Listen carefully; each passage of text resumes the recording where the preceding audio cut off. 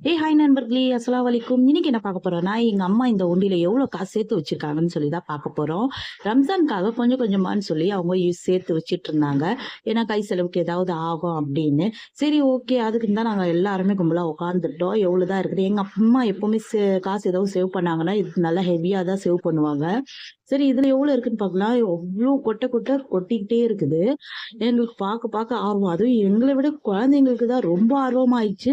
இவ்ளோ சில்லற அவங்கலாம் பார்த்ததே கிடையாதுல்ல. இந்த காசுங்க, நோட்டுங்க, இந்த சில்லறைங்கலாம் அது பார்த்தோனே அவங்களுக்கு அவ்ளோ குஷி ஆயிடுச்சு. ஆளாளுக்கு கை போட்டு எடுக்க ஆரம்பிச்சுட்டாங்க. அதுக்கப்புறமா நாங்க ஆளாளுக்கு பிரிச்சுட்டோம். ரூ. 20 நோட்டு நான் எண்றேன், ரூ. 100 நோட்டு நீ எண்ணு அந்த மாரி சொல்லி பிரிச்சுட்டு, ஆளாளுக்கு கொஞ்சம் எண்ணி வச்சுட்டு இருந்தோம். இதுல எவ்வளோ இருக்குன்னு நெனைக்கிறீங்க? கிட்டத்தட்ட ரூ. 8,000 சேர்த்து வச்சிருந்தாங்க. ரூ. 8,000 காசு இருக்கு. அதுல நாங்க எண்றதுல எங்களுக்கு ஆளுக்கு ரூ. 100 ரூ. 200 சொல்லி குடுத்தாங்க. குழந்தைங்களுக்கும் கொஞ்சம் சில்லறைங்களா குடுத்தோனே எல்லாருமே ஹாப்பி ஆயிட்டாங்க. இந்த மாரி வீடியோஸ் உங்களுக்கு பிடிச்சிருந்துச்சுன்னா, லைக் அண்ட் சப்ஸ்கிரைப் பண்ணுங்க. என்னோட Instagram பேஜ ஃபாலோ பண்ணுங்க.